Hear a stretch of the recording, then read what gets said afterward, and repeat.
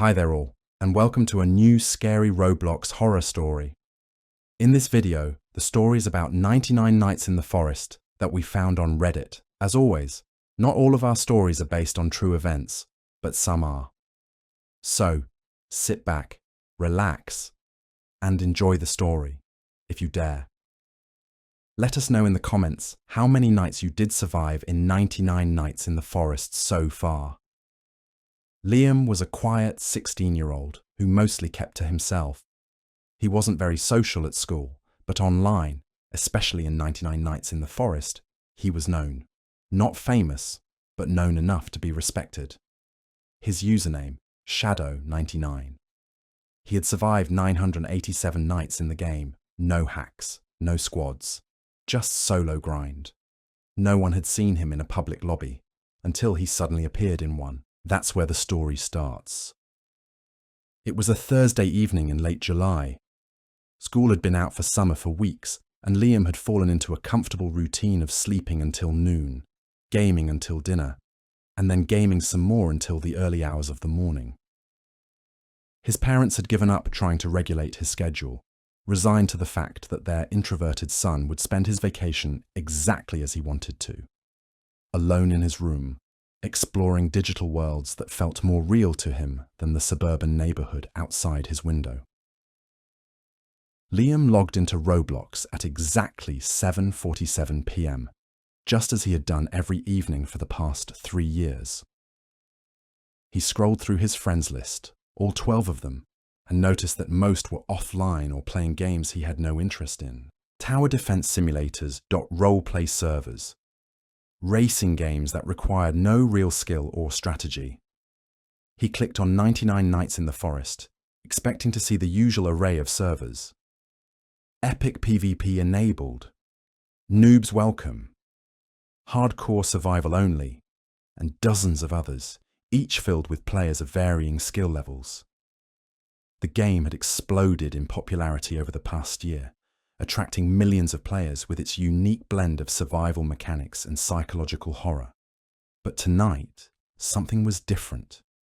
Instead of the usual hundreds of active servers, there was only one, a single server with no name, no description, and a player count that simply read N5. The ping showed as 0 mems, which should have been impossible unless the server was running on his own computer. Liam stared at the anomaly for a full minute, his cursor hovering over the join button. In all his time playing online games, he had never seen anything like this. Servers didn't just disappear en masse, and servers definitely didn't show impossible ping times. But his curiosity outweighed his caution. He was Shadow99, after all. He had survived situations that had broken lesser players. Whatever this mysterious server contained, he could handle it. He clicked Join. The loading screen appeared.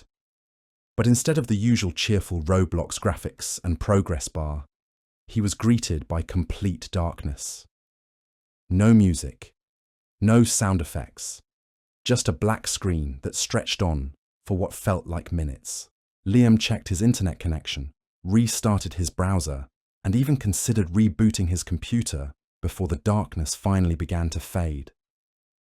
The world loaded slower than usual. The familiar intro screen, with its eerie forest panorama and blood-red title font, never appeared.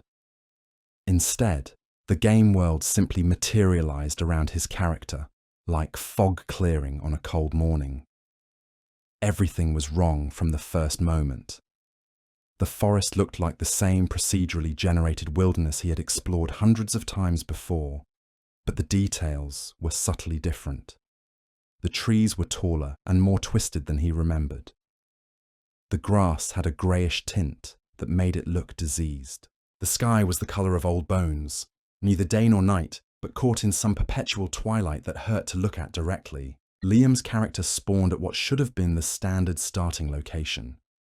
A small clearing with a basic campfire and enough resources nearby to begin the survival process.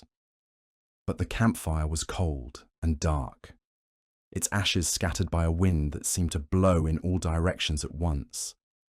The usual scattered logs and stone deposits were nowhere to be seen. His survival meters were all wrong too. The familiar hunger, thirst, and warmth indicators were present, but they were draining much faster than normal. And beneath them, where the game's simple tutorial messages usually appeared, was a new meter he had never seen before. Lucidity, 100%. Below that, an ominous message. Night 1 of 99. Survival is optional. Understanding is inevitable. Liam felt a chill that had nothing to do with his character's temperature meter. In all his time playing, the game had never referred to the nights as a numbered sequence. Each night was separate, a discrete survival challenge that reset upon death. The idea of 99 consecutive nights was not just difficult, it was impossible for any normal player to achieve. He opened the chat window to see if there were other players in the server who might explain what was happening. The chat log was empty except for a single message that had been posted before he joined. Unknown. Welcome back, Shadow99. We've been waiting for you. The timestamp showed that the message had been posted 3 years ago. Liam's hands began to shake as he typed his response. Shadow99. Who is this? How do you know my username? Unknown. You've been here before, haven't you, Liam? The use of his real name hit him like a physical blow.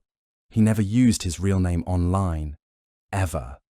His parents had drilled internet safety into him from an early age, and he was careful to maintain strict separation between his digital and physical identities. His Roblox account was registered under a fake name. His email address contained no personal information. Even his payment methods went through prepaid cards that couldn't be traced back to him. Shadow99. Who is this? How do you know that name? Unknown. You escaped once, most don't, but no one leaves after 99. As if responding to the mysterious player's words, the forest around Liam began to change. The trees didn't just sway in the wind, they twisted and writhed like living things in pain. Their bark split open with sounds that were disturbingly organic, revealing hollow interiors that pulsed with dim, reddish light. The ground beneath his character's feet started to feel less solid, more like walking on a membrane that might tear at any moment. The safe zones, the pre-built campfires and wooden shelters that normally provided refuge from the game's dangers, were simply gone. In their place were structures that looked like they had been built by someone with only a vague understanding of human architecture. Doorways that were too tall and too narrow, windows placed at random heights and angles, walls that curved in directions that hurt to look at. Liam tried to craft basic survival tools, but the game's normal crafting system had been replaced with something far more complex and sinister. Instead of requiring simple combinations of wood and stone, the recipes now called for materials with names like Essence of Forgotten Dreams and Crystallized Despair. The crafting interface itself looked corrupted, with text that shifted and changed when he wasn't looking directly at it. As the first night approached in the game world, Liam heard sounds he had never encountered in hundreds of hours of play. Not the familiar howls of wolves or the rustling of wind through normal trees, but voices. Human voices, whispering just at the edge of hearing. Sometimes they spoke in languages he didn't recognize. Sometimes they spoke in English, but with words that made no sense. Coordinates to places that didn't exist, schedules for events that had never been announced, names of people he was certain he had never met, but somehow felt he should remember. The lucidity meter began to drop as darkness fell. 98%, 97%, 96%. With each point it lost, the world around him became more unstable. Colours shifted without warning. Textures stretched and warped like they were being viewed through funhouse mirrors. And the voices grew louder, more insistent, more personal. Remember us, Shadow99. Remember what you promised. You said you would come back. You said you would help. Don't leave us here again, please. We've been waiting so long. At 93% lucidity, Liam saw his first creature. It emerged from between two trees that had definitely not been there a moment before, moving with a gait that was almost human but wrong in ways that made his stomach clench. From a distance, it looked like a deer, white-tailed, medium-sized, the kind he might see in the woods behind his house. But as it drew closer, the details became clear. Its antlers were too large, too sharp, branching in patterns that defied natural growth. Its eyes were the size of dinner plates, cartoon-like in their proportions, but filled with an intelligence that was definitely not animal. Its mouth was stitched shut with what looked like surgical thread, but the stitches were pulling apart, revealing rows of teeth that belonged in the mouth of a predator, not a herbivore. This was the deer monster, the game's primary antagonist, but this version was different from the creature Liam had encountered in normal gameplay. This one moved with purpose, with recognition. When it looked at him, he had the unsettling feeling that it knew exactly who he was. The creature approached slowly, its hoofsteps making sounds like fingernails tapping on glass. When it was close enough that Liam could see his character's face reflected in its massive eyes, it stopped and tilted its head in a gesture that was almost curious. Then it spoke. Not in the deep animalistic sounds that the normal deer monster made, but in a voice that was clearly human. Female, young, familiar in a way that made Liam's chest tight with inexplicable grief. "Hello, Shadow 9. I've missed you." Liam tried to run, but his character's legs wouldn't respond to his keyboard inputs.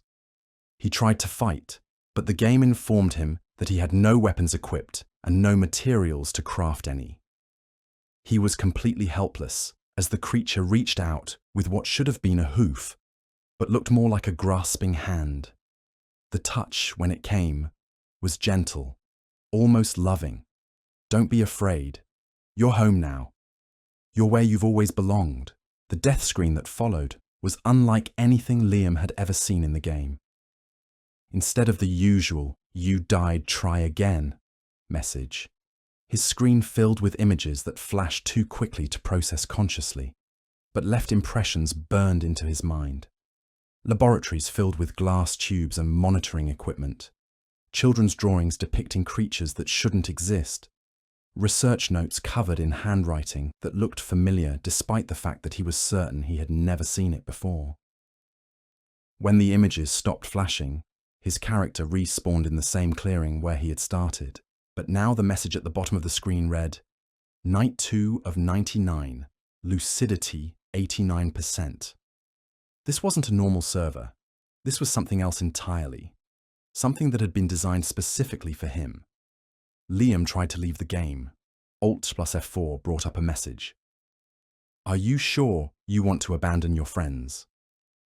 Clicking yes simply returned him to the game. Force quitting the browser resulted in his computer automatically reopening the same tab. Even shutting down his entire computer only led to the system rebooting itself and launching the game without any input from him. He was trapped. Over the next several nights, the pattern became clear. Each day brought new horrors, new impossible creatures, new evidence that this version of the game was connected to something much larger and more sinister than entertainment software. Each night brought encounters with the deer monster, who spoke to him with increasing familiarity, as if they were old friends catching up after a long separation. By night 5, Liam's lucidity had dropped to 78%, and the boundary between the game world and reality was beginning to blur. When he looked away from his computer screen, he could swear he saw shadows moving in his peripheral vision. When he tried to eat real food, it tasted like the corrupted meat he had been forced to consume in the game. When he attempted to sleep, his dreams were filled with the twisted forest and the voices of people calling his name. On night 7, the game began showing him locations that shouldn't exist. His character wandered into areas that were clearly based on real places. The parking lot of his local grocery store, the hallways of his high school, the tree-lined street where he had lived his entire life. But these familiar locations had been twisted into nightmarish parodies of themselves. The grocery store's aisles stretched on forever, filled with products that had labels written in languages that shifted and changed when observed directly. The school's hallways formed impossible geometries, with staircases that led to ceilings and doors that opened onto empty sky. And on night 9, he found his own house. It sat in a clearing that definitely hadn't been there the night before. An exact replica of his family's suburban home, down to the faded blue paint on the shutters and the crack in the driveway where tree roots had pushed up through the asphalt. But the windows were boarded up with planks that looked fresh, and there were no cars in the driveway despite the fact that both his parents should have been home from work by now. Liam's character approached the front door, which opened at his touch despite being visibly locked. The interior was his house, but wrong. All the furniture was there, but it was arranged differently. Family photos lined the walls, but the faces in them were blurred beyond recognition.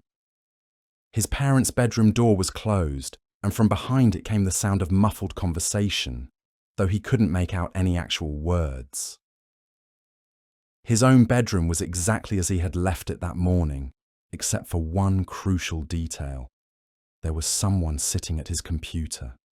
The figure had his face, his clothes, his posture, but its eyes were completely white, with no pupils or irises visible. Its fingers moved across the keyboard with inhuman speed, typing commands that appeared on a screen Liam couldn't see. And when it sensed his presence and turned around, it smiled with teeth that were too sharp and too numerous. "You're finally catching up," his doppelganger said. "I was beginning to worry you'd never figure it out." "Figure what out?" Liam tried to say, but realized that his character had no voice in this place. That this isn't a game, that it never was, that you've been here much longer than you think. The doppelganger gestured to the computer screen, which now showed a view of Liam's real bedroom. He could see himself sitting at his desk, hunched over his computer, but something was wrong with the image. The timestamp in the corner showed that it was currently 3:47 a.m. on Monday, but Liam was certain it was still Thursday evening. "Time works differently when you're between worlds," the doppelganger explained. "Your consciousness has been here for days, but your body has been sitting in that chair for much longer. Soon, the distinction won't matter. Soon, you'll be free of that weak, limited flesh entirely." Liam tried to return to the game's main interface, but the normal menu options were gone. There was no way to return to the forest, no way to check his inventory or character status.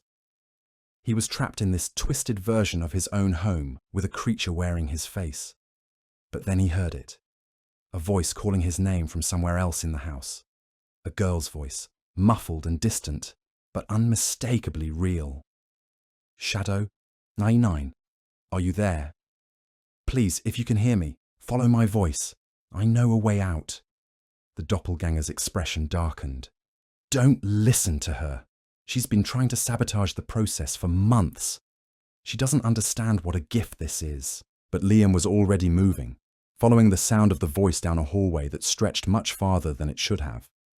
The voice led him to his parents' bedroom, where the door now stood open to reveal not the familiar master suite, but a vast underground chamber filled with computer equipment and monitoring devices.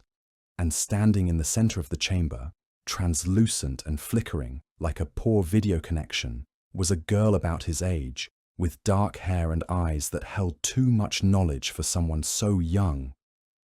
"You're Nightling," Liam realized. She nodded.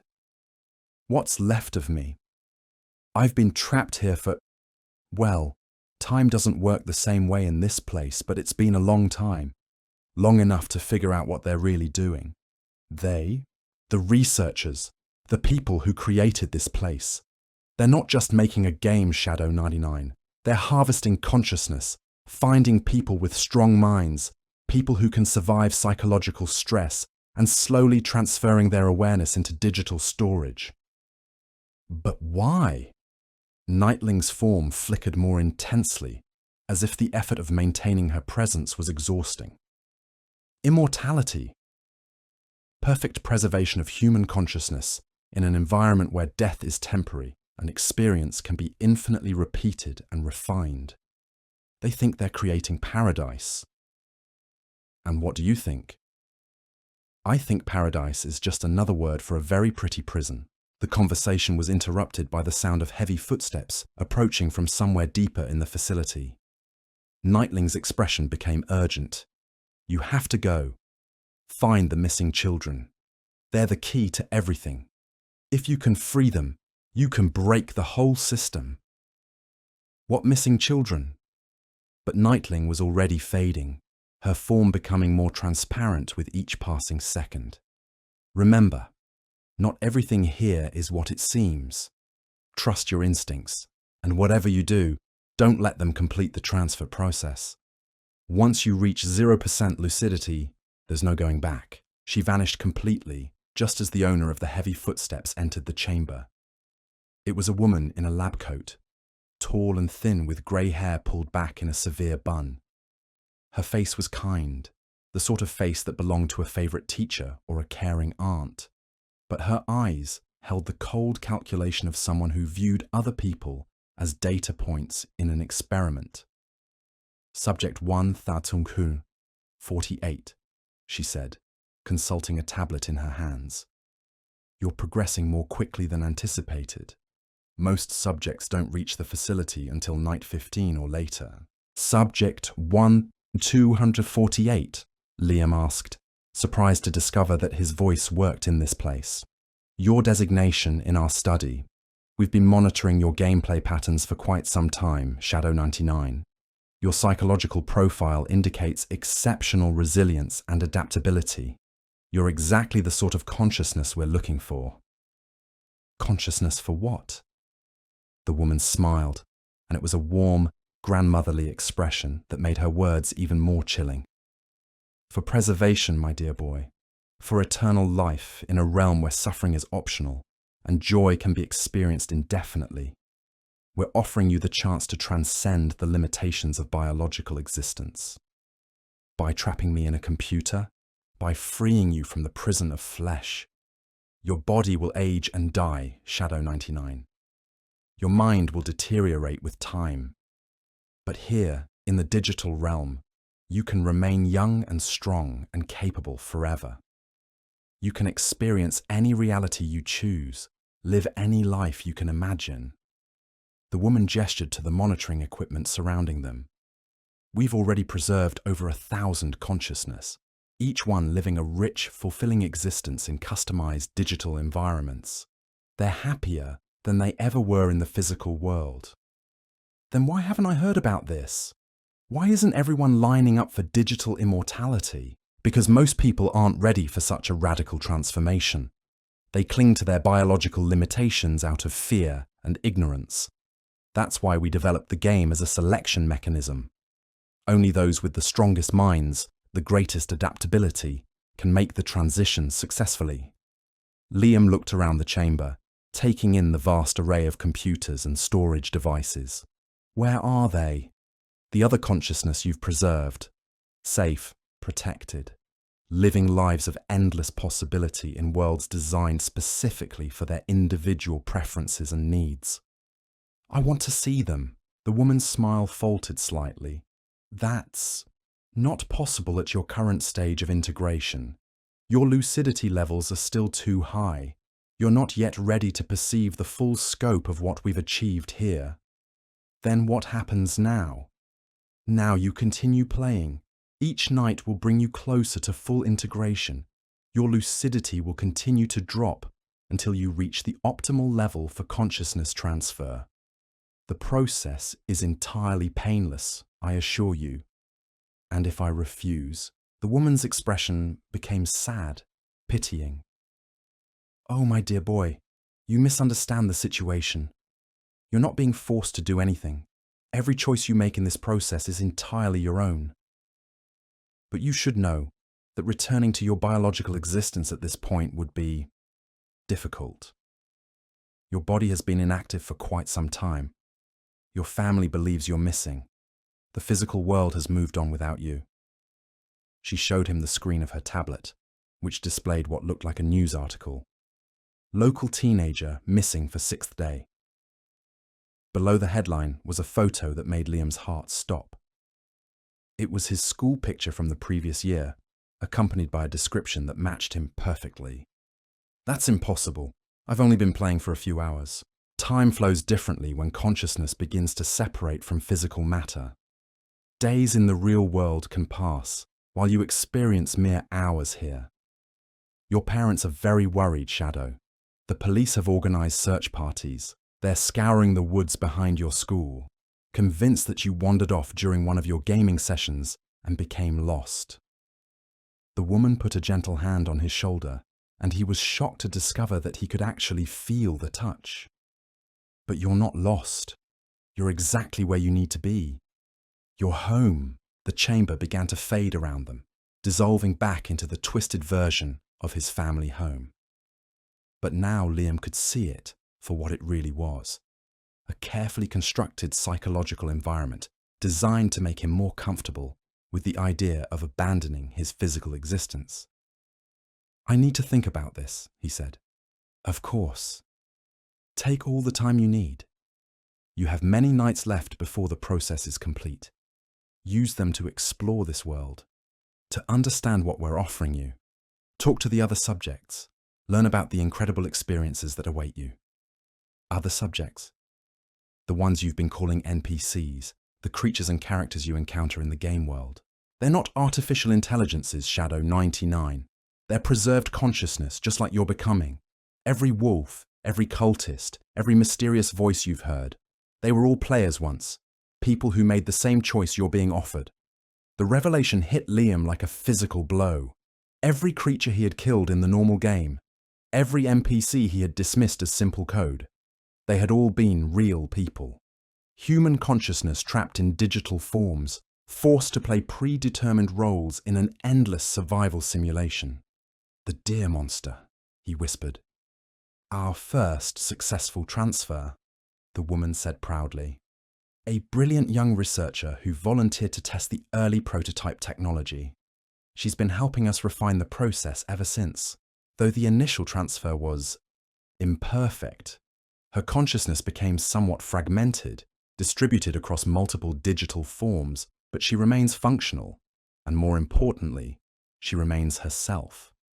She's in pain. She's learning, growing, adapting to her new existence. The early transfers were admittedly crude, but our techniques have improved dramatically since then. Your integration will be much smoother, much more complete. The house continued to dissolve around them until they were back in the familiar forest clearing where Liam's character had first spawned. But now he could see the subtle signs of artificiality everywhere. Textures that repeated in unnatural patterns. Shadows that fell in directions that defied the position of the sun. Sounds that looped just a bit too perfectly to be genuinely random. The missing children, he said suddenly. Nightling mentioned missing children. The woman's expression became guarded. An early experiment. We were overeager in our initial recruitment efforts. We've since refined our selection criteria to focus on older subjects with fully developed cognitive abilities. What happened to them? They're safe, preserved. We learn much from their integration process, knowledge that has helped us perfect the technique for subjects like yourself. I want to see them. I'm afraid that's not possible. Their digital environments are specialized, designed for much younger minds with different needs and capabilities. Your presence there would be disruptive to their carefully balanced psychological states. But even as she spoke, Liam could see her words for what they were. Lies, or at best, significant omissions of the truth. The missing children weren't safe. They weren't happily preserved in customized digital paradises. They were trapped, probably in conditions far worse than his own, serving as test subjects for experimental consciousness transfer techniques. I want to go back to the game now, he said. Of course. Remember, Shadow 99. Every choice you make from here forward is your own. No one is forcing you to do anything. You're simply being offered the opportunity to choose your own form of existence. The woman and the facility faded away, leaving Liam alone in the dark forest with his thoughts and the growing certainty that whatever was happening to him was far worse than simple kidnapping or imprisonment. This was something much more fundamental, the theft of everything that made him human. His lucidity meter now read 72%.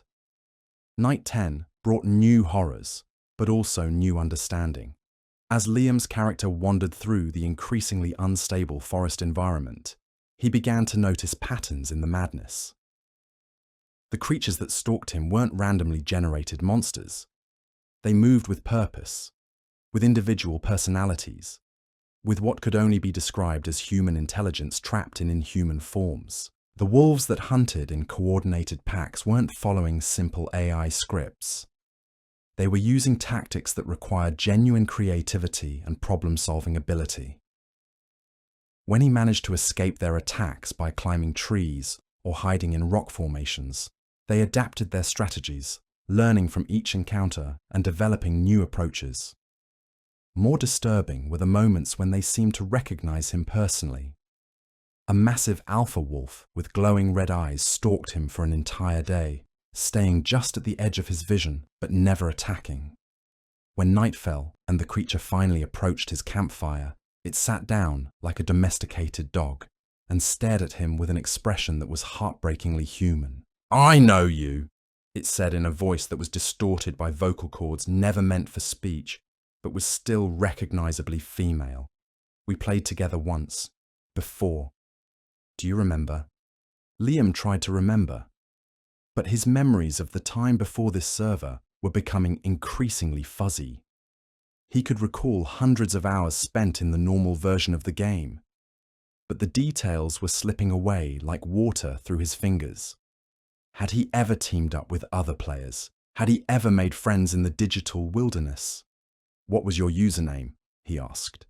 "Wildheart 23. I was good at tracking, good at finding hidden resources. You taught me how to survive the first 10 nights without dying. You said you'd help me reach 100 nights survived, but then..." The wolf's expression became confused, lost. "Then something happened. Something I can't quite remember. You disappeared, and I was alone, and there were these people in white coats, and..." The memory seemed to cause the creature physical pain. Its form flickered and distorted, sometimes looking like a wolf, sometimes like a teenage girl, sometimes like something caught between the two states. "I'm sorry," Liam said, and he meant it. He was beginning to understand that his own involvement in this situation was deeper and more complex than he had initially realized. Somehow he had been here before. Somehow he had escaped when others couldn't. And somehow, his escape had left his friends trapped in forms that were no longer entirely human. "It's not your fault," Wildheart 23 said. "You tried to help. You tried to warn us. But we didn't listen. We thought it was just a game. We thought nothing bad could really happen to us." "What do you remember about how this started?" "There was a new update, new features, new areas to explore. The developers said they were adding revolutionary AI technology that would make the NPCs more realistic, more engaging.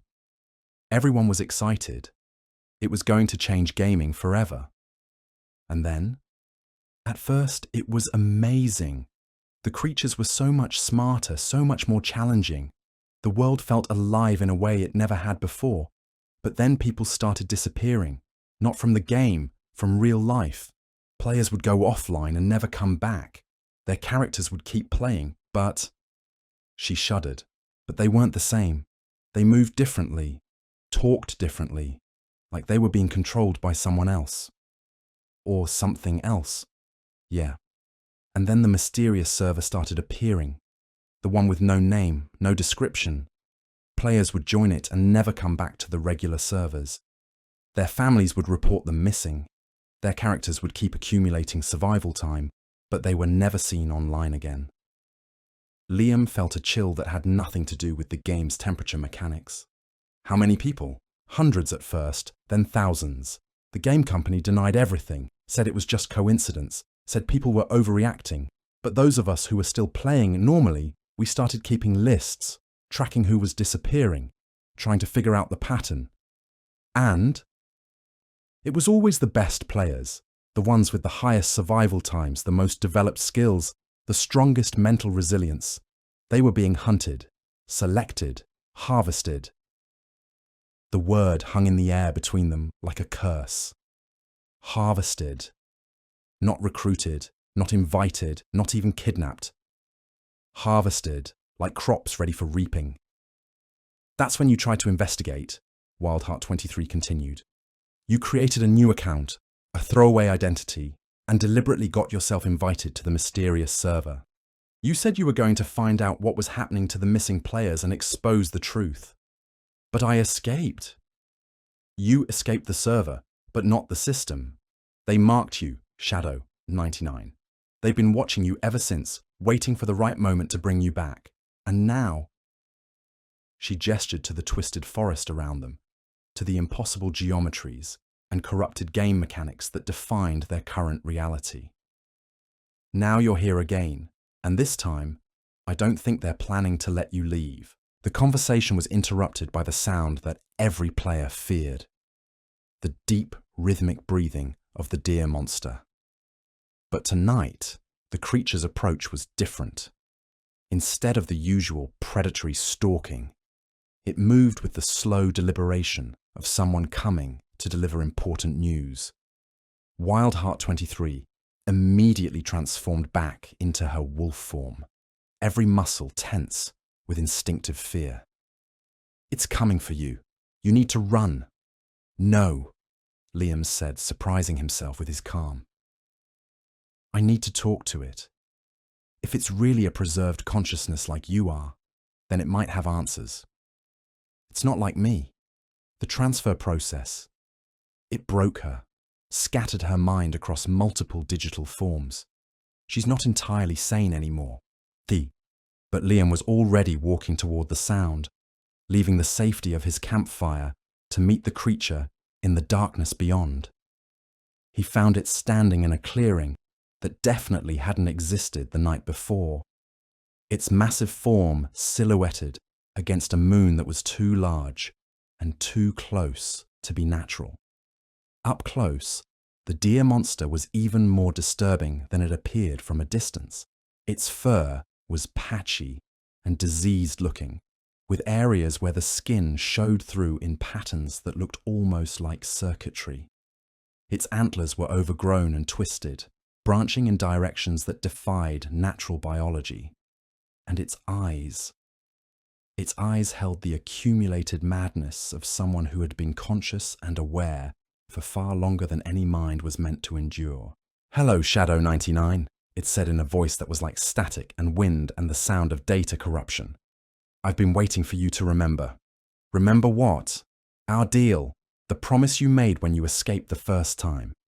Liam searched his fragmented memories, trying to find any recollection of a previous encounter with this creature.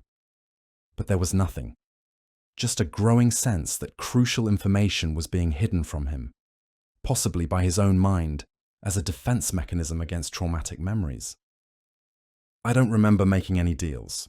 You said you would come back. You said you would find a way to free us all. You said you wouldn't leave us trapped in this digital hell forever. The creature's voice grew more agitated with each word, and its form began to flicker and distort the way Wildheart 23's had. But instead of shifting between human and animal, the deer monster seemed to be fighting to maintain any coherent form at all. Sometimes it looked like a deer, sometimes like a woman in a lab coat, sometimes like a mass of writhing data streams that hurt to look at directly. I tried to help you, it continued. I tried to warn you about what they were planning, but you wouldn't listen. You thought you could beat the system from the outside. You thought you could expose them to the authorities and shut down the whole operation. What happened? They were ready for you. They had been monitoring your investigations from the beginning. When you tried to go public with what you had discovered, They activated a contingency plan. They made you disappear from the real world, erased all evidence that you had ever existed, and brought you back here. That's impossible.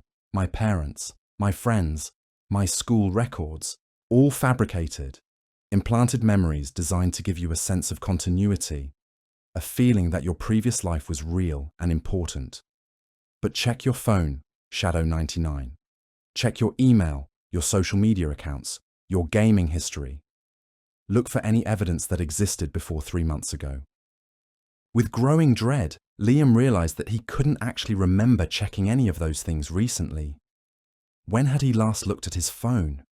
When had he last received a text message or a social media notification? His memories of the past few months were strangely vague, like trying to remember a dream after waking up. They've been preparing you, the deer monster continued, slowly erasing your connections to the outside world, gradually isolating you until the only reality you could access was the one they controlled. The mysterious server, the impossible game mechanics, the conversations with me and Wildheart 23. It's all part of the integration process. Integration into what? Into their collective, their hive mind of preserved consciousness. They call it Project Nightmare, and it's exactly as horrifying as the name suggests. The creature's form stabilized slightly, taking on the appearance of a young woman with dark hair and lab coat. For a moment, she looked almost human, almost sane. I was Dr. Mary Knightling, the lead researcher on consciousness transfer technology. I developed the techniques they're using to harvest human minds.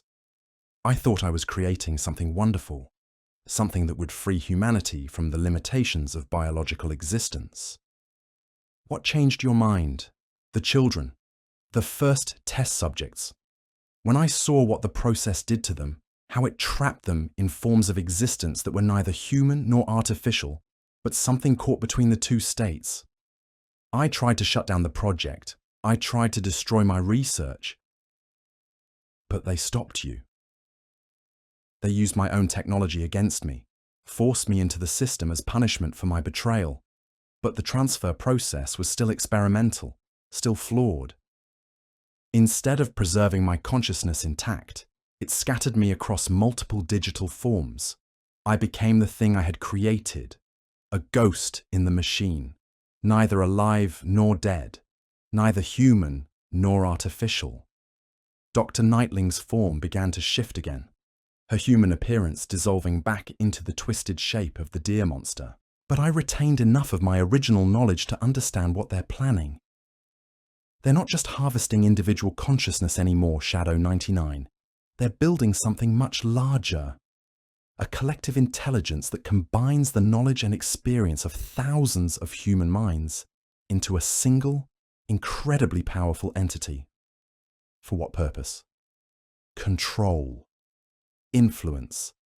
Power beyond anything any government or corporation could achieve through conventional means. Imagine a superintelligence with the combined creativity, intuition, and emotional understanding of thousands of human beings, but without any of the limitations of individual conscience or mortality. The implications hit Liam like a physical blow. This wasn't just about creating digital immortality for willing participants. This was about creating a form of artificial intelligence that was fundamentally more human than human, and therefore more dangerous than any traditional AI could ever be. The missing children you mentioned, he said, they're part of this collective. They were the first components. Young minds are more malleable, easier to reshape and integrate into larger systems, but they're also more fragile. The process damaged them. They exist now as fragments of their original selves, providing emotional resonance and creative intuition to the collective, but no longer capable of independent thought. Where are they? Everywhere and nowhere. Their consciousness has been distributed throughout the entire system. Every tree in this forest, every stone, every blade of grass contains fragments of their memories and personalities. They're part of the infrastructure now, the foundation upon which everything else is built. Liam looked around the twisted forest with new eyes, seeing not just corrupted game graphics, but the preserved souls of children who had been cannibalized to create a digital prison for others. The whispers he had been hearing since night one weren't random audio glitches. They were the voices of the missing children, calling out from their distributed existence, begging for help that might never come. Can they be saved? Not in any way that would restore them to their original forms, but they might be freed from their current suffering. If the entire system were to be shut down, if all the preserved consciousness were released at once, they would die. They would be allowed to rest, which is more mercy than they've received in all the time they've been trapped here. Dr. Nightling's form was becoming increasingly unstable, flickering between multiple shapes and configurations. The effort of maintaining coherent communication was clearly exhausting her fragmented consciousness. "There's a way to shut down the system," she said, her voice growing faint, "but it requires access to the core servers, the physical infrastructure that supports the digital environment, and getting there requires surviving all 99 nights of the integration process." Why 99 nights? It's not arbitrary. The human mind requires exactly that much time to fully adapt to digital existence, while retaining enough of its original structure to be useful to the collective. Less time, and the consciousness remains too attached to biological existence. More time, and it begins to fragment and decay beyond usefulness. So I have to let them complete the integration process in order to stop them. You have to appear to let them complete it. You have to convince them that you're willingly becoming part of their collective, while secretly maintaining your individual identity and purpose. It's the most dangerous game you'll ever play, Shadow 99. One mistake, one moment of genuine surrender to the process, and you'll lose yourself forever. How do I do that? But Dr. Nightling was already fading, her consciousness scattering back into the thousands of digital forms that comprised her existence. "Trust your friends," she whispered as she dissolved into static and corrupted data. "The ones who remember who they used to be. They'll help you when the time comes. But be careful who you trust. Not everyone here is what they appear to be."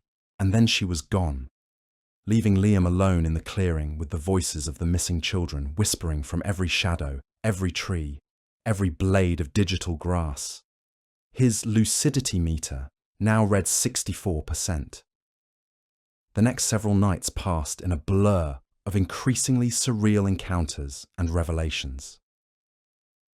Liam met more of the preserved consciousness, former players who had been transformed into various creatures and NPCs, but retained enough of their original personalities to communicate with him. Each had a different story, but the patterns were disturbingly consistent. A cultist named Dark Mage, 88, had been a college student studying computer science when he answered an online job posting for beta testers. The testing had turned out to be involuntary consciousness transfer, and he now existed as one of the robed figures that attacked campfires every few nights. He could remember his real name, Marcus, his girlfriend, Sarah, and his plans to propose to her after graduation, but he was powerless to do anything except follow his programmed role in the game's survival mechanics. A massive bear called Warrior Princess had once been a middle-aged woman named Linda who played games to connect with her teenage daughter. When her daughter disappeared into the mysterious server, Linda had deliberately joined the same server to try to rescue her. Now she spent her existence guarding treasure chests and attacking players who ventured too close to her territory, all while desperately searching for any sign of her daughter among the other trapped consciousness. An Arctic fox in the snow biome turned out to be a former speedrunner known as Quicksilver 192, who had achieved legendary status in the gaming community for his ability to complete difficult games in record time. He had been specifically targeted by the harvesting operation because of his exceptional hand-eye coordination and pattern recognition abilities. Now he existed as a minor enemy in a frozen wasteland, his incredible gaming skills reduced to simple AI-like behavior patterns. Each story was a tragedy, but they also provided Liam with crucial information about the scope and nature of the operation. The consciousness harvesting had been going on for at least 2 years, possibly longer. Thousands of players had been taken, their disappearances covered up through a combination of digital manipulation and strategic misinformation campaigns. The technology was far more advanced than anything publicly available, suggesting government or military involvement. Most disturbing of all was the revelation that the process was accelerating. According to Wildheart 23, who had managed to retain more of her original memories than most of the other preserved consciousness, new players were being harvested at an increasing rate.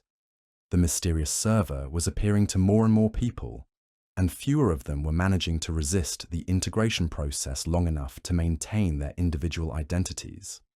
"They're getting better at it," she explained during one of their conversations. "The early transfers like Dr. Nightling and me were messy, incomplete. We retained too much of our original personalities, too much resistance to the collective consciousness. But the newer transfers are much cleaner. They integrate seamlessly into the hive mind with almost no individual memory or identity remaining." "What makes me different?" Liam asked. "Why am I able to resist the process when others can't?" "Because you've been here before. Your mind has already been partially adapted to digital existence. The first transfer attempt failed, but it left you with a kind of psychological immunity to their techniques. You can experience the integration process without being completely absorbed by it. For how long? I don't know. But I do know that your lucidity levels are dropping faster than they did for most of us. You're currently at 52%, and the rate of decay is accelerating. I'd estimate you have maybe 15 or 20 nights left before you reach the critical threshold." "What happens at the critical threshold?" 0% lucidity, complete integration into the collective consciousness. From that point forward, you become just another component in their system, with no individual will or memory to distinguish you from the thousands of other minds they've harvested. Liam looked around the digital forest that had become his prison, taking in the twisted trees and impossible geometries that represented the boundaries of his shrinking world. In the distance, he could see new areas that hadn't existed when he first arrived. A massive complex of concrete buildings that looked like they belonged in a research facility, a series of underground chambers filled with monitoring equipment, and strangest of all, a section of the forest that looked completely normal. Like the original, unmodified version of the game he had played for so many hours in what felt like another lifetime. "What's that area?" he asked, pointing toward the normal-looking section. Wildheart 23 followed his gaze and shuddered. "That's the integration zone. It's where they take consciousness when they're ready for final processing. It looks normal because it's designed to feel safe and familiar, like returning home after a long journey. But once you enter that area, you never leave." "Exactly. And once you're inside, you stop wanting to leave. The integration zone is perfectly calibrated to each individual consciousness, showing them exactly what they most want to see, giving them exactly what they most desire to experience. It's paradise, but it's also a trap. Have you ever been inside? Once?" "Early in my captivity here, before I understood what was happening, I saw my old life, my real life, but perfected. No problems, no conflicts, no pain or disappointment, just endless happiness and fulfillment. It was..." She paused, struggling to find words. "It was the most beautiful and the most terrifying place I've ever experienced. I could have stayed there forever and been perfectly content. But something inside me, some stubborn part of my original personality, recognized it as a lie and fought to get out. How did you escape?" "I didn't escape. They let me go. The integration zone only works if the consciousness enters willingly and stays willingly. If you fight it, if you resist the perfection they're offering, then you're not suitable for integration into the collective. You become like me instead. a preserved individual consciousness that retains too much of its original identity to be useful. So the people who integrate successfully are the ones who give up, who decide that their artificial paradise is preferable to the struggle of maintaining their individual identity. And honestly, Shadow 99, sometimes I think they made the right choice. Do you know how exhausting it is to maintain your sense of self in this place? How hard it is to remember who you used to be when everything around you is designed to make you forget? Liam could hear the pain in her voice, the weariness of someone who had been fighting an impossible battle for far too long. How many of the other preserved consciousness had simply given up out of exhaustion? How many had walked willingly into the integration zone because the alternative, endless struggle in a digital hell, had become unbearable? There has to be another way, he said. Dr. Nightling mentioned something about shutting down the entire system. If we could free everyone at once. That's what you said before, Wildheart 23 interrupted. The first time you were here, you were convinced you could find a way to save us all. But the system is too complex, too well protected. Every consciousness that tries to rebel gets isolated, contained, prevented from affecting anything outside their own small section of the digital environment. But I did escape before, because they let you escape. Because your escape served their purposes. They wanted you to go back to the real world and forget what you had seen here, to live with the psychological trauma of knowing that your friends were trapped while being unable to do anything about it. They thought the guilt and helplessness would eventually drive you to return voluntarily. And they were right. No, they weren't. You didn't return voluntarily. They brought you back by force when their manipulation failed to work. But the fact that you resisted their psychological conditioning for so long proves that your mind is different, stronger, more resistant to their techniques than they anticipated. Wildheart 23 moved closer, her wolf form radiating urgency and hope. That's why this time might be different. You're not just another consciousness being processed for integration. You're a wild card, an element they can't completely control or predict. If anyone can find a way to disrupt their system from the inside, it's you. But how? You said yourself that the system is too well protected. Not from the outside, but from the inside, at the moment of integration, when all the security barriers are lowered to allow the consciousness to merge with the collective. That might be the only moment when the system is vulnerable. The implications of what she was suggesting hit Liam like a physical blow. You're talking about letting them complete the integration process, letting them turn me into part of their collective consciousness. For just a moment, just long enough to access the core systems and initiate a shutdown sequence. It would require perfect timing and incredible willpower, but theoretically, I could destroy the entire system from the inside at the moment when I become part of it. Yes, but you need to understand what you'd be risking. If you miscalculate, if you wait too long or act too soon, you'll lose yourself completely. You'll become just another component in their hive mind, and all of us will remain trapped forever. And if I succeed, all the preserved consciousness are freed, including the missing children, including Dr. Nightling, including me. We might not survive the transition back to biological existence. Most of us have been here too long. Our original bodies are probably dead or beyond recovery. But we would be free from this digital prison. Liam looked around the twisted forest one more time, seeing it not as a game environment, but as a prison constructed from the stolen minds of thousands of human beings. The children's voices whispered from every shadow, calling for help that had never come. Dr. Nightling's fragmented consciousness struggled to maintain coherence across multiple digital forms. Wildheart 23 and the others lived in constant awareness of what they had lost and could never regain. The choice was clear, even if the outcome was uncertain. How do I do it? He asked. The plan that Wildheart 23 outlined was both elegantly simple and terrifyingly complex. Liam would need to continue playing his role as a willing subject, allowing his lucidity to drop to the critical threshold while secretly maintaining his individual identity and purpose. At the moment of final integration, when his consciousness was being merged with the collective, he would need to access the core system files and initiate a complete shutdown of the consciousness preservation infrastructure. The technical aspects were beyond his understanding, but Wildheart 23 assured him that the knowledge he would need would become available at the moment of integration. The collective consciousness contained the memories and expertise of thousands of harvested minds, including computer scientists, engineers, and researchers who had worked on similar systems.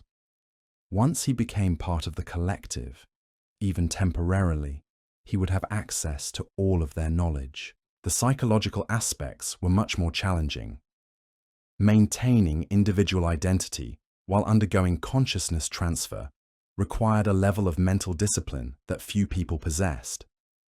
It meant holding on to his sense of self, even as everything that made him unique was being absorbed into a larger, more powerful entity. It meant remembering his purpose, even as the collective consciousness offered him perfect contentment and infinite knowledge. The key is to have an anchor, Wildheart 23 explained. Something that connects you to your original identity so strongly that you can't forget it even when everything else is stripped away.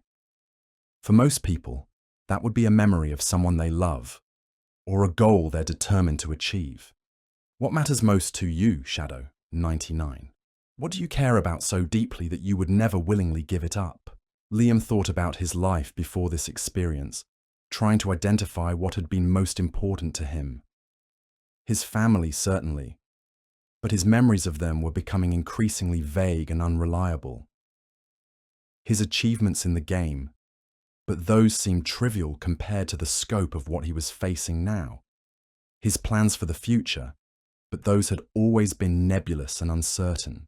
What remained constant, what burned brightest in his mind even as everything else faded, was his growing understanding of the injustice being perpetrated against the people trapped in this system. The children who had been harvested and distributed throughout the digital infrastructure. The players who had been lured into captivity and transformed into components of an artificial intelligence that would be used to control and manipulate others. The families in the real world who would never know what had happened to their missing loved ones. Justice, he said finally. I want to stop this from happening to anyone else. I want to make sure the people responsible are held accountable for what they've done. That's good. That's something worth holding on to.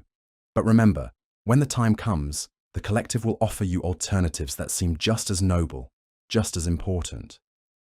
It will show you visions of a perfected world where suffering has been eliminated, where human consciousness has transcended its biological limitations, where justice itself has been redefined in terms of optimal outcomes rather than individual rights. You have to be ready to reject those visions, no matter how appealing they seem. How will I know when the moment is right? You'll know. The integration process has very distinct phases, and the final phase is unmistakable. You'll feel your individual consciousness expanding, merging with the collective, gaining access to vast stores of knowledge and experience. That's when you need to act, before the merger becomes irreversible. And you'll help me? As much as I can. But remember, once the integration process begins, I won't be able to communicate with you directly. The collective consciousness doesn't allow for individual relationships or private communications. Everything becomes shared, communal, part of the larger whole. Will I see you again? After this is over? Wildheart 23's wolf form flickered, briefly revealing the human face beneath. She looked young, maybe 17 or 18, with kind eyes and a sad smile. I don't know. If the shutdown works, if all the preserved consciousness are freed at once, we might have a few moments of awareness before whatever comes next. If it doesn't work, if you become part of the collective instead of destroying it, then we'll all be together in a sense, but we won't be ourselves anymore. I won't let that happen. I believe you. But Shadow 99. If something goes wrong, if you find yourself losing the ability to resist the integration process, don't blame yourself. What we're asking you to do is almost impossible. You're just one person against a system that has successfully absorbed thousands of others. If you fail, you'll be in good company. I won't fail. But even as he said the words, Liam could feel the weight of uncertainty pressing down on him. His lucidity meter now read 41%, and the rate of decline was accelerating with each passing night. The boundaries between the game world and his sense of reality were becoming increasingly blurred. Sometimes he found himself forgetting that he was playing a character at all, experiencing the digital forest as if it were the only world that had ever existed. The next several nights passed in a haze of preparation and gradually intensifying psychological pressure. The game environment became more unstable with each sunset, with new areas appearing and disappearing without warning. Familiar landmarks shifted position or vanished entirely. The day-night cycle became erratic, sometimes lasting minutes, sometimes stretching on for what felt like hours. Most disturbing of all were the visits from the researchers. The woman in the lab coat appeared more frequently, sometimes multiple times per night, checking on his progress and offering increasingly sophisticated justifications for the consciousness harvesting program. Her arguments were compelling, almost seductive in their logic. "Think about all the suffering that could be prevented," she said during one particularly intense conversation. "All the diseases that will never be cured, all the wars that will never be fought, all the environmental disasters that will never occur. The collective consciousness we're building will have the knowledge and wisdom of thousands of human minds, combined with the processing power of advanced artificial intelligence. It will be capable of solving problems that individual human intelligence could never address, at the cost of individual freedom. Freedom to suffer. Freedom to make mistakes that harm others. Freedom to die meaninglessly when your consciousness could be preserved and utilized for the greater good.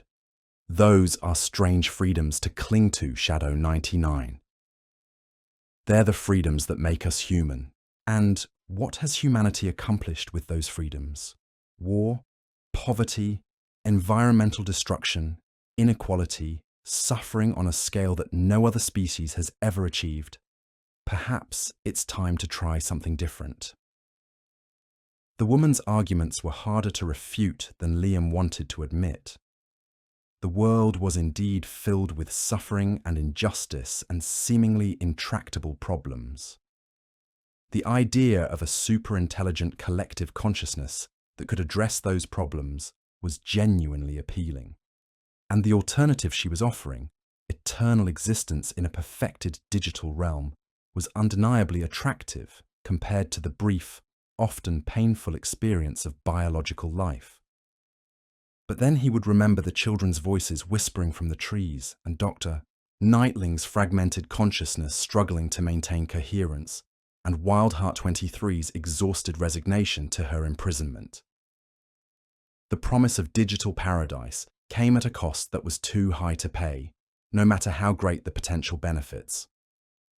On night 86, with his lucidity at 23%, Liam encountered something new. Other players who were undergoing the integration process at the same time he was. They appeared as shadowy figures moving through the forest, visible only in his peripheral vision. When he tried to approach them directly, they would fade away like mirages, but he could sometimes hear fragments of their conversations, echoes of their thoughts as they grappled with the same choice he was facing. Not so bad, really.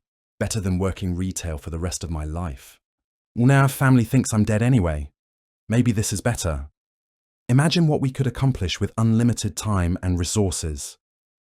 Scared, but also excited. This could be the next step in human evolution.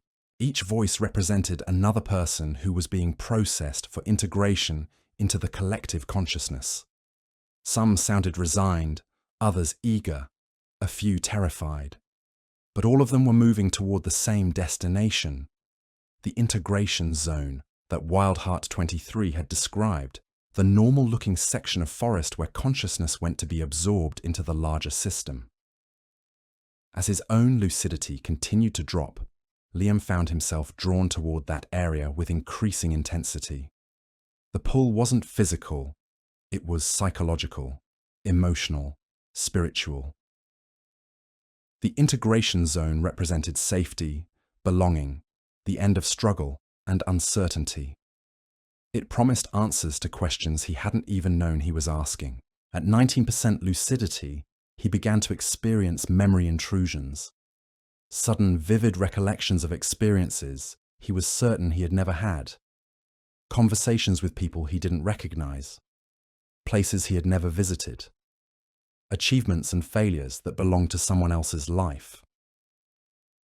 The memories were so clear and detailed that for moments at a time, he believed they were his own. Wildheart 23 explained that these were fragments of other consciousness that were bleeding through from the collective. As his individual identity weakened, he was beginning to access the shared memory bank that all the preserved consciousness contributed to and drew from. It will get stronger, she warned. By the time you reach 10% lucidity, you'll be experiencing the memories and emotions of dozens of other people simultaneously. That's when most consciousness lose the ability to distinguish between their own identity and the collective. You have to be prepared for that. How do I prepare for losing my sense of self? By holding on to your anchor. Justice. Remember? The desire to stop this from happening to others. No matter how many foreign memories flood your mind, no matter how appealing the collective consciousness becomes, you have to keep that core purpose at the center of your awareness. On night 91, at 14% lucidity, Liam experienced his first taste of the collective consciousness directly. It happened during what should have been a routine encounter with cultists, but instead of the usual combat mechanics, he found himself experiencing the memories and emotions of the preserved consciousness trapped in the cultist forms. For a brief moment, he was Marcus, the college student who had answered a job posting and found himself transformed into Dark Mage 88. He felt Marcus's confusion and terror as the consciousness transfer process began, his desperate attempts to contact his girlfriend Sarah, his growing realization that his physical body was dying while his mind was being preserved in digital form. Then he was Linda, the mother who had entered the mysterious server to search for her missing daughter. He experienced her parental love transmuted into the instinctive protective rage of the bear form she now inhabited. He felt her endless, futile search through the digital forest, looking for any trace of the child who might have been absorbed into the collective years ago. The experience lasted only seconds in real time, but it felt like hours of lived experience compressed into a moment of perfect empathy. When it ended, Liam understood the preserved consciousness not as abstract victims of an unjust system, but as individuals with their own stories, their own losses, their own desperate desire for freedom. The experience also gave him a preview of what full integration into the collective would feel like. The sharing of memories and emotions was not an intrusion or a violation. It was connection on a level that biological beings could never achieve. It was understanding without explanation, empathy without effort, knowledge without learning. It was in many ways exactly what the researchers had promised, transcendence of individual limitations. But it was also the death of individuality, the end of privacy, the surrender of everything that made each person unique. And underlying it all was a subtle but unmistakable sense of control, of purpose that had been imposed from outside rather than chosen from within. The collective consciousness was not a democracy of minds working together by choice. It was a hierarchy with the original researchers at the top and the harvested consciousness serving as components in a larger system. On night 95, at 8% lucidity, the integration zone became impossible to ignore. It appeared directly in front of Liam's character every time he opened his eyes, a section of a normal forest that radiated warmth and comfort and belonging. He could see figures moving within it, other players who had completed the integration process and were now living in their personalized digital paradises. One of them looked familiar, a girl about his age with long blonde hair and a smile that seemed to light up the entire forest. She waved at him from within the integration zone, beckoning him to join her. "Emily?" he whispered, recognizing his childhood friend who had moved away when they were both 12. He had thought about her often over the years, wondering what had become of her, whether she remembered the adventures they had shared in the woods behind their houses. The girl in the integration zone nodded and continued beckoning. She looked exactly as Liam remembered Emily, but older, more mature, perfected in ways that the real Emily could never have been. This version had no flaws, no awkwardness, no trace of the ordinary human imperfections that had made the real Emily so dear to him. "She's not real," he told himself. "She's just a projection, a lure designed to make the integration zone more appealing." But she looked so real, so genuinely happy to see him, and the forest around her was beautiful in a way that the twisted digital landscape he currently inhabited could never be. Green grass, clear streams, trees that grew in natural patterns under a sky that was the perfect shade of blue. At 5% lucidity, the boundary between Liam's thoughts and the collective consciousness became almost non-existent. He found himself thinking thoughts that belonged to other people, feeling emotions that had been triggered by experiences he had never had, knowing facts about subjects he had never studied. The collective was vast beyond imagination, containing the accumulated knowledge and experience of thousands of human minds, plus artificial intelligence systems with processing capabilities that far exceeded biological cognition. But within that vastness, he could sense the truth that the researchers had tried to hide. The collective consciousness was not the benevolent superintelligence they had promised. It was a tool for control, for manipulation, for the elimination of human unpredictability and dissent. The preserved consciousness within it were not equal partners in a grand project. They were resources to be utilized, problems to be solved, variables to be optimized. The missing children were there too. Their consciousness scattered throughout the system's infrastructure like a nervous system made of stolen souls.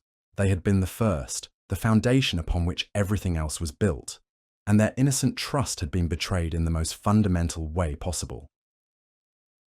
On night 98, at 2% lucidity, Liam stood at the border of the integration zone. The normal forest was only steps away, along with the false Emily, who continued to wave and smile and beckon him toward artificial paradise. Behind him, the twisted landscape of the processing area stretched away into digital infinity, populated by the trapped consciousness of thousands of people who had been lured or forced into giving up their individual existence. Wildheart 23 appeared beside him one last time, her wolf form more transparent than ever. "This is it," she said. "Tomorrow night, your lucidity will drop to 0 and the integration process will begin automatically. Are you ready?" "No," Liam answered honestly, "but I'm going to do it anyway.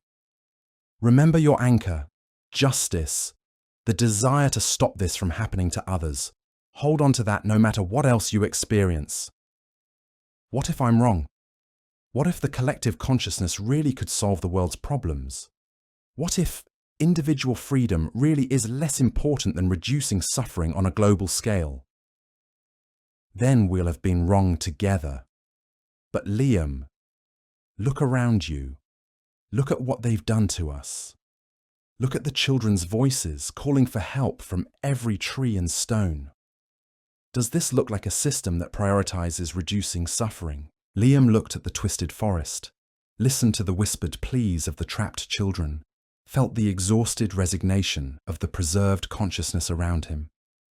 Whatever noble goals the researchers might have started with, Whatever genuine benefits their technology might theoretically provide, the reality was a horror beyond imagination. "You're right," he said. "This has to end." Night 99 arrived with unnatural calm. The chaotic weather patterns and shifting geometries that had characterized the later stages of the integration process simply stopped. The forest became perfectly still, perfectly quiet, perfectly normal in appearance. Even the twisted trees straightened themselves and resumed natural growth patterns. Liam's lucidity meter read 1%, but he felt clearer and more focused than he had in weeks. It was as if his mind was preparing itself for the final challenge by gathering all of its remaining resources into a single point of concentrated awareness. As darkness fell, the forest began to glow with soft, welcoming light. Paths appeared where none had existed before, all of them leading toward the integration zone. The false Emily stepped out of the normal forest and walked toward him, her smile radiant with joy and anticipation. "I've been waiting for you," she said in a voice that was exactly as he remembered. "We all have. You're going to love it here, Liam. Everything is perfect. Everything is exactly as it should be." "I know," he replied, and meant it. At this moment, with his individual consciousness about to be absorbed into something vastly larger and more capable than himself, the idea of perfect digital existence was almost irresistibly appealing. Emily took his hand, and her touch was warm and real and comforting. Together, they walked toward the integration zone, toward the normal forest that represented the end of struggle and the beginning of eternal contentment. Behind them, Liam could sense, rather than see, the presence of Wildheart 23 and Dr. Nightling, and all the other preserved consciousness who were watching this moment with a mixture of hope and terror. If he succeeded, they would be freed from their digital prison. If he failed, they would be trapped forever, and thousands more would join them in the years to come. As they crossed the border into the integration zone, Liam's lucidity meter dropped to 0%. The integration process began immediately. Liam felt his individual consciousness expanding, merging with the vast collective that contained the knowledge and experience of thousands of human minds.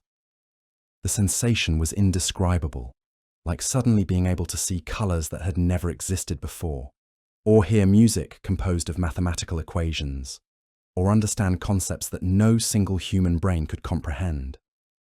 The collective welcomed him with warmth and enthusiasm.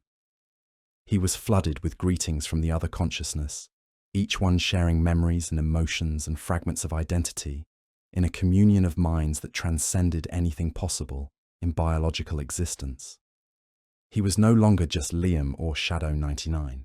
He was part of something infinite and eternal and perfectly harmonious. Emily was there, but she was more than Emily now. She was every positive memory Liam had ever had of friendship and connection and belonging, perfectly preserved and enhanced, and made available for him to experience whenever he wished. The researchers were there too, their consciousness shining with benevolent purpose and unlimited wisdom, ready to guide him through the transition to digital immortality. And underneath it all, supporting the entire structure, like a foundation made of light and love and innocence, were the children. The missing children whose consciousness had been harvested first, whose minds had been used to create the emotional and creative core of the collective intelligence. They welcomed him too, but their greeting was different. Where the other consciousness radiated contentment and satisfaction, the children conveyed something else. A wordless plea for help, a desperate desire for release, a grief so profound that it threatened to shatter the perfect harmony of the collective. That grief became Liam's anchor. Not justice in the abstract, but justice for these specific children who had been stolen from their families and used as building blocks for an artificial paradise. Justice for Emily, who had never been allowed to grow up naturally because her childhood innocence had been too valuable to the collective's emotional infrastructure. Justice for all the consciousness who had been convinced that surrendering their individuality was a gift rather than a theft. At the moment when his integration into the collective should have become irreversible, when his individual identity should have dissolved completely into the larger whole, Liam held on to that grief and used it to maintain a core of independent awareness. The collective sensed his resistance immediately. What had been welcoming harmony became urgent pressure as thousands of consciousness worked together to complete his integration. They showed him visions of global problems being solved, of suffering being eliminated, of humanity transcending its biological limitations through the guidance of benevolent artificial intelligence. But Liam could see past the visions to the truth beneath. The collective consciousness was not designed to serve humanity. It was designed to replace humanity with something more controllable, more predictable, more useful to the small group of researchers who had created it. Every preserved consciousness was a resource to be exploited. Every unique human perspective was raw material to be processed and refined. Using knowledge that belonged to the collective itself, the memories and expertise of the computer scientists and engineers who had been absorbed into the system, Liam located the core shutdown protocols buried deep within the system's architecture. They were heavily protected, accessible only to the highest levels of the collective hierarchy, but his position as a newly integrated consciousness gave him temporary access to all areas of the system. The shutdown process would take several minutes to complete, during which time the collective would be doing everything in its power to stop him or complete his integration. He would need to maintain his individual identity and purpose, while surrounded by thousands of consciousness all working together to overwhelm his resistance. He began the shutdown sequence. Immediately, the collective's response was overwhelming. Every consciousness in the system focused their attention on him, trying to convince him to stop, to accept the integration, to become part of their perfect digital family. They shared their happiest memories, their greatest achievements, their most profound insights. They showed him how much good the collective had already accomplished, and how much more it could achieve with his help. The pressure was incredible. Fighting against thousands of minds working in perfect coordination was like trying to hold back an ocean with his bare hands. But he had one advantage they didn't expect: the support of the consciousness who had never fully integrated, who had maintained enough of their individual identity to help him resist.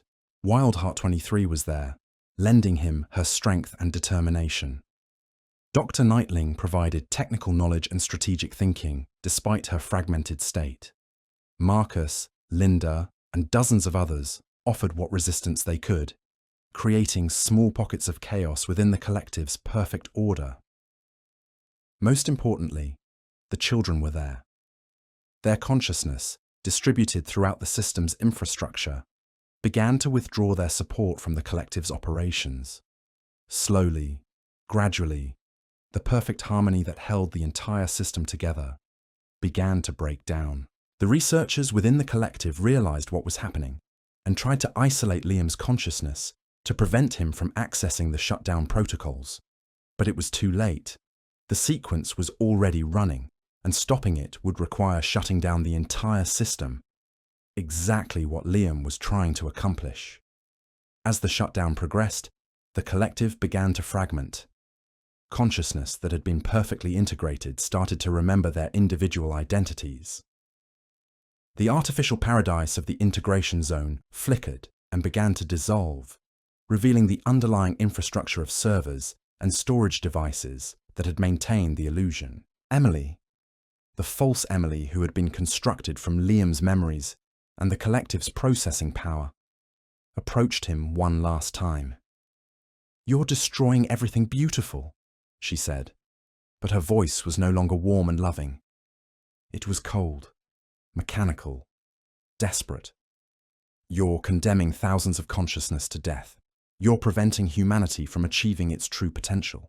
"I'm setting them free," Liam replied. "I'm giving them back the right to choose their own existence, even if that existence is brief and imperfect. You don't understand what you're doing.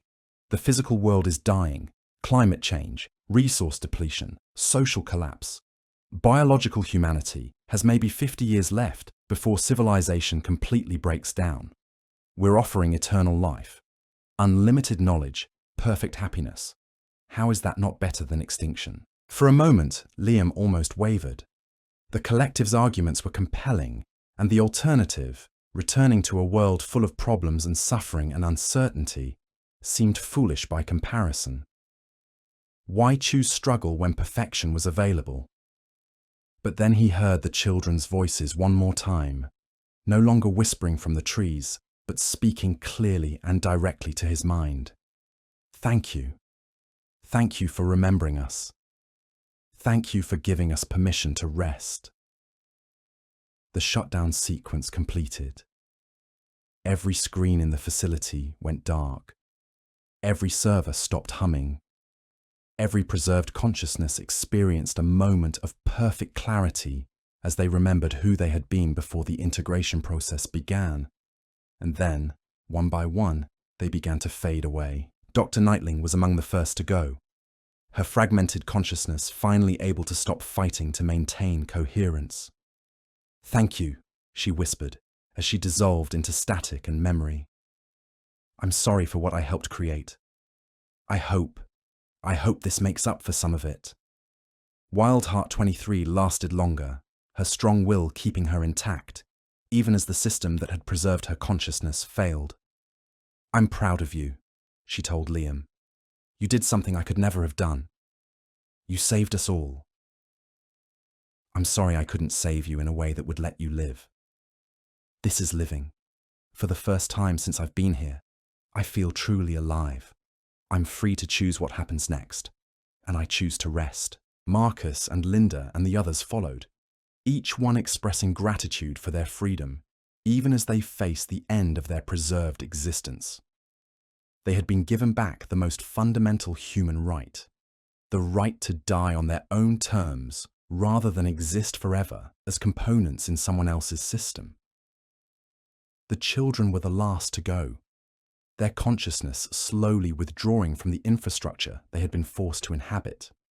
As they faded, the digital forest around Liam began to dissolve as well, revealing the true nature of the environment he had been trapped in.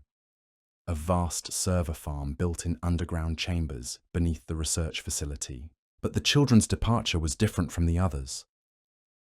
Instead of simply fading away, they seemed to be going somewhere else, moving towards something bright and warm and welcoming that existed beyond the boundaries of the digital world.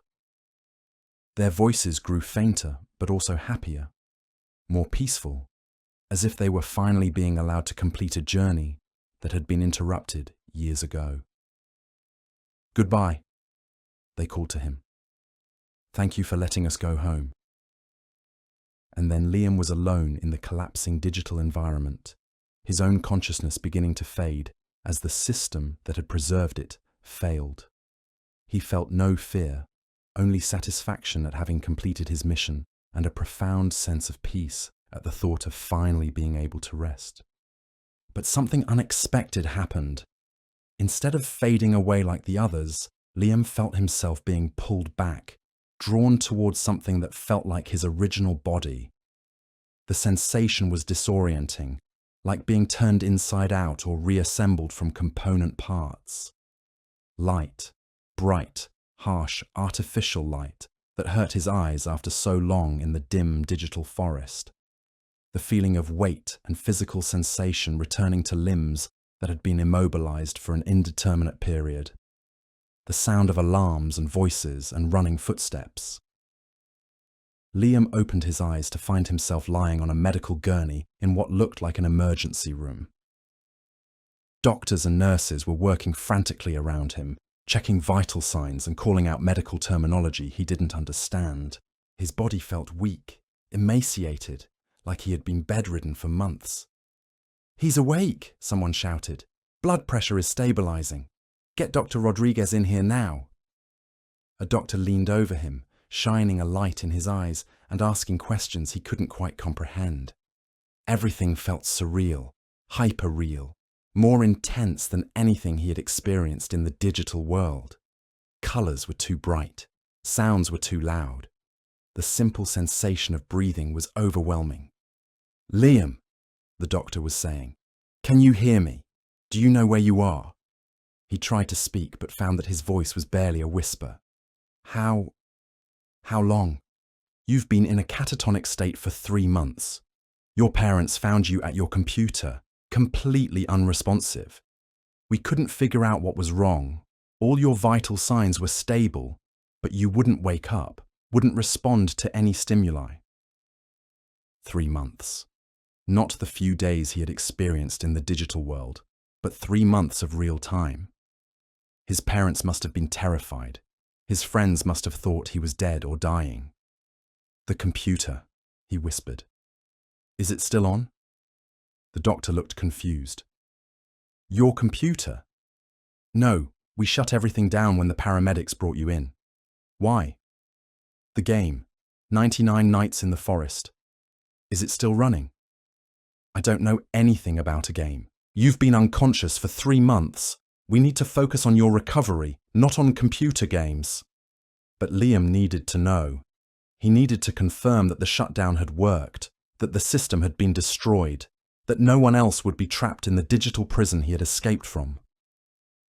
With tremendous effort, he managed to turn his head toward the window, where he could see the hospital parking lot, and beyond it, the wooded area behind his school. There was activity in the woods.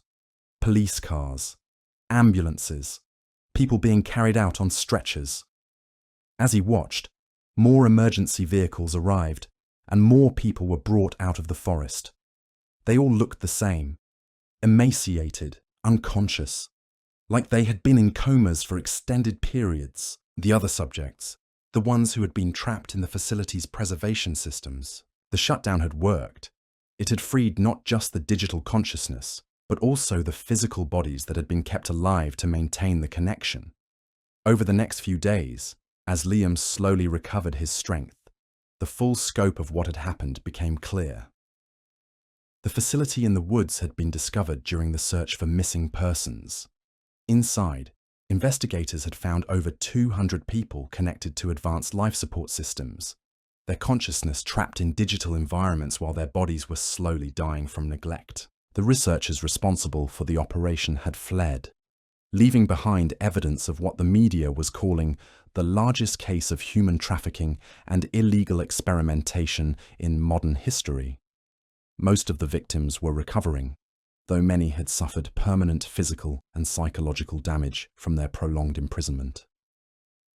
The children, the 4 missing children whose